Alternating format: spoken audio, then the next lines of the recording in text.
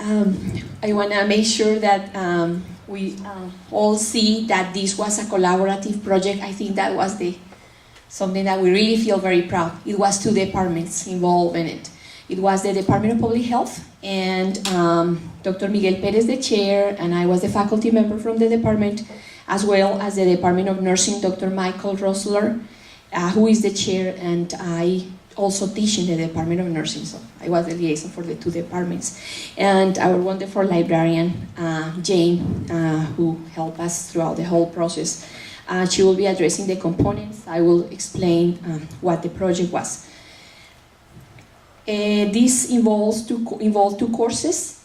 We changed a lot our original proposal. We were thinking on taking one from public health that basically address the needs of public health majors, but we changed it because we wanted to have a larger coverage of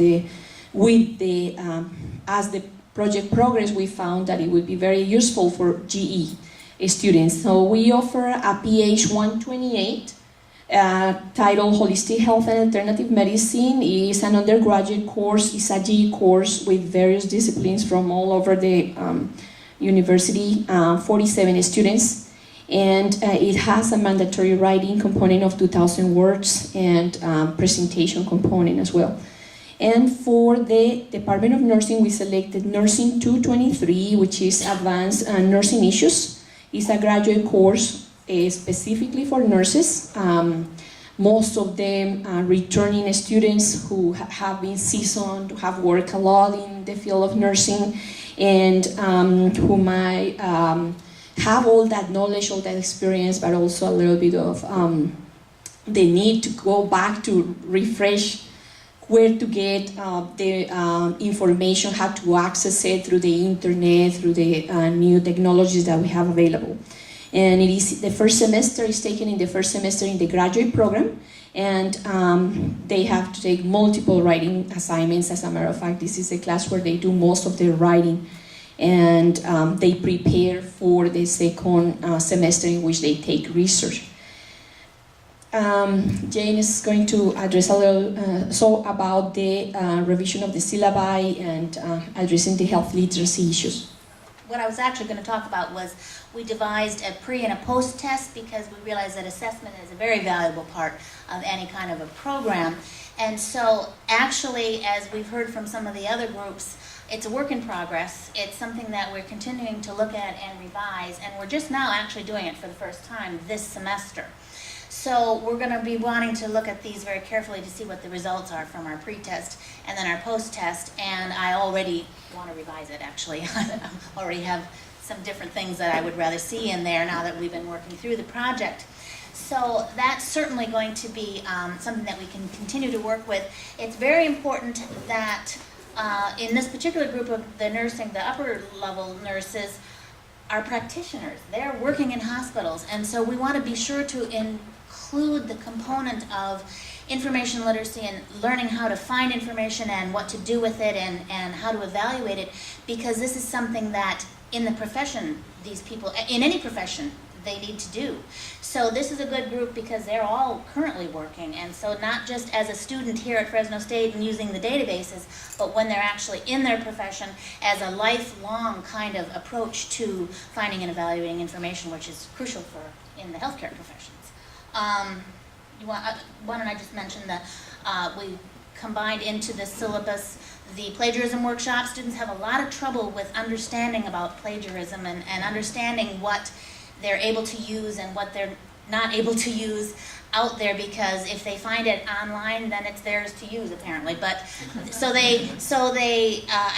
think they're finding that very valuable. They're finding things that they didn't even know about plagiarism and about citation and all that, which to us seems obvious, but it isn't necessarily obvious to students, and that's part of the ethical use of information. That's part of one of the major standards of information literacy standards. And so I do the class overview, and then the students make appointments with me, and they come and we work one-on-one, and we work.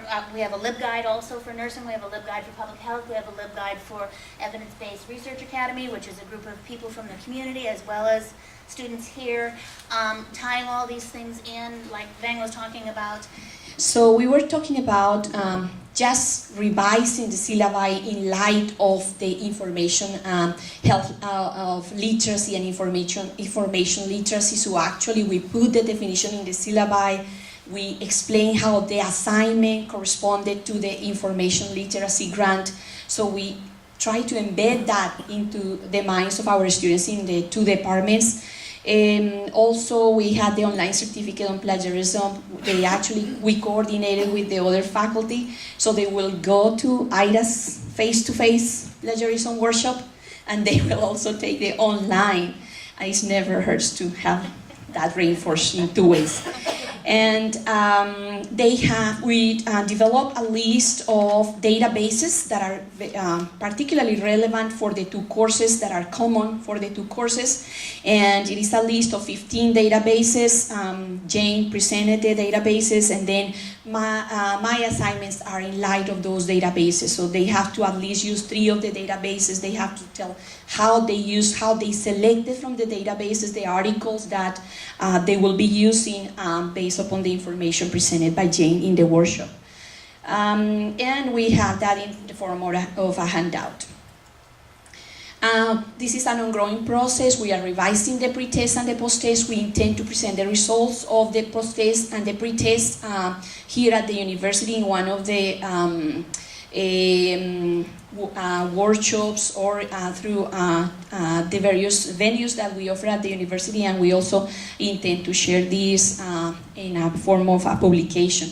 We'll let you know the results of the pre and the post test. We had a great experience. So for those who are here new to this initiative, we highly encourage you to attend it, to participate. It's a wonderful experience. We see first, as faculty, we see firsthand the role of the librarian as a faculty member. We have seen it, of course, since we had Ross as a previous recipient of the teaching award, but we see it right there when they do not only the one-on-one faculty interaction, faculty or teaching, but they also do it in a group setting and in collaboration with the faculty member associated with the project. And learn from each other. This has been very important to us in terms of the outcome assessments at the university. We actually are including specifically health literacy as part of our outcome assessments, and we'll do it for accreditation purposes as well, because we have one of the items that requires this kind of training for our students. So go for it. It's a really good project, really good.